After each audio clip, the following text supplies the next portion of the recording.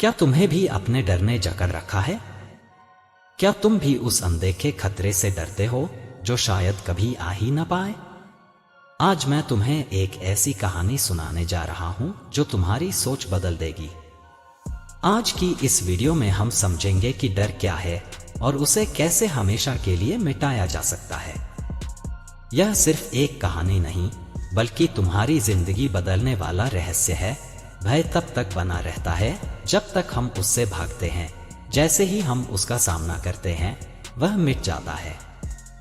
डर का सामना करने की हिम्मत रखो, क्योंकि उसी के पार सफलता तुम्हारा इंतजार कर रही है।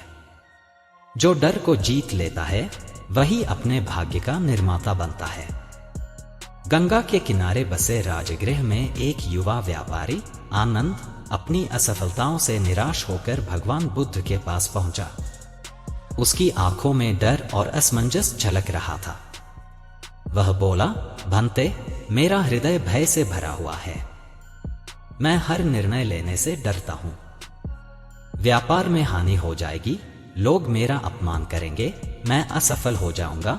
यह सोचकर ही मैं आगे बढ़ने की हिम्मत नहीं कर पाता। कृपया मुझे इस डर से मुक्ति दिलाइए। बुद्ध मंद मंद मुस्कुराए और बोले, आनंद, डर केवल एक छाया है जो तुम्हारे मन की उपज है। चलो, मैं तुम्हें एक कथा सुनाता हूं। बहुत समय पहले एक गांव में एक लड़का रहता था, सिद्धार्थ। वह बचपन से ही साहसी था, लेकिन एक घटना ने उसे भयभीत कर दिया। एक दिन जब वह जंगल में खेल रहा था, अचानक एक विशाल सर्प उसकी राह में आ गया। उसके दांत विष से भरे हुए थे और उसकी फुफकार से ही डर के मारे लड़के के पैर कांपने लगे। सिद्धार्थ वहां से भाग गया और घर लौटते ही उसने प्रण लिया कि अब वह कभी जंगल नहीं जाएगा। धीरे धीरे उसका डर बढ़ता गया। पहले वह केवल सर्पों से डरता था, फिर उसे रात का अंधकार भयभीत करने लगा। फिर उसे हर कोने में खतरा दिखने लगा। समय बीतता गया और सिद्धार्थ युवा हो गया, लेकिन उसका डर भी उसके साथ बढ़ता गया।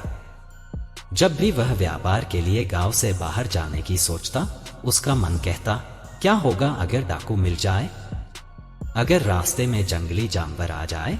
यह सोचकर ही वह घर पर बैठ जाता। एक दिन गांव में एक संत आए। उनकी ख्याति दूर दूर तक फैली थी कि वे लोगों के मन की गांठें खोल देते थे। सिद्धार्थ उनके पास गया और बोला, स्वामी, मुझे हर चीज से डर लगता है। मैं कुछ भी करने से पहले 100 बार सोचता हूं। कृपया मुझे इस डर से मुक्त करें।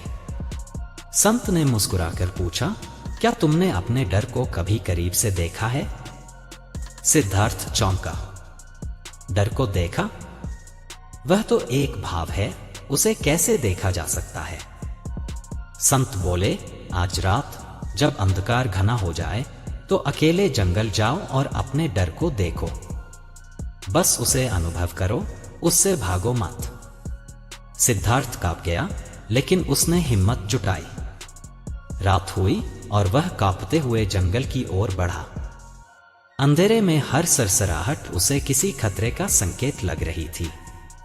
उसकी धड़कन तेज हो गई।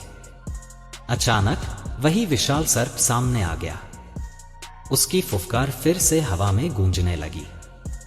सिद्धार्थ का मन चीख उठा, भागो, लेकिन तभी उसे संत के शब्द याद आए, डर को देखो, उससे भागो मत।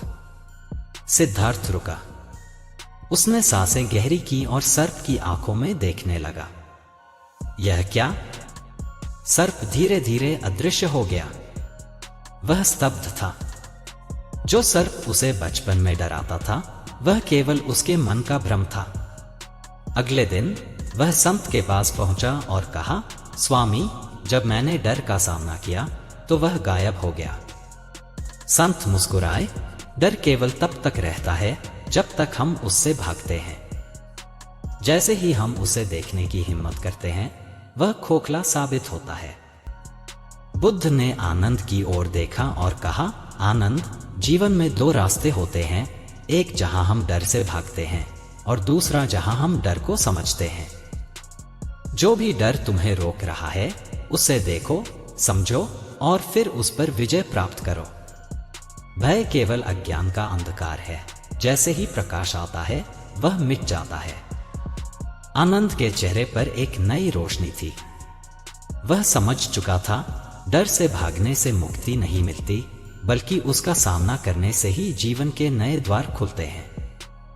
डर एक छाया की तरह होता है, जितना पीछा करोगे उतना बड़ा लगेगा, लेकिन जैसे ही मुड़कर देखोगे वह गायब हो जाएगा। डर से बचने का एक ही तरीका है, उसे गहराई से समझो और वह खुद ही खत्म हो जाएगा। तुम्हारा सबसे बड़ा दुश्मन तुम्हारा डर है और तुम्हारी सबसे बड़ी शक्ति उसे हराने की हिम्मत। जो जोखिम उठाने से डरता है वह नए रास्ते नहीं बना सकता। मन की बाधाएं ही असली बाधाएं होती हैं। एक बार मन मुक्त हुआ तो जीवन में कोई सीमा नहीं रहती। हर नया सूरज तुम्हें यह संदेश देता है कि कल का डर अब कोई मायने नहीं रखता। सफलता उन्हीं के कदम चूमती है जो अपने डर को अवसर में बदलना जानते हैं।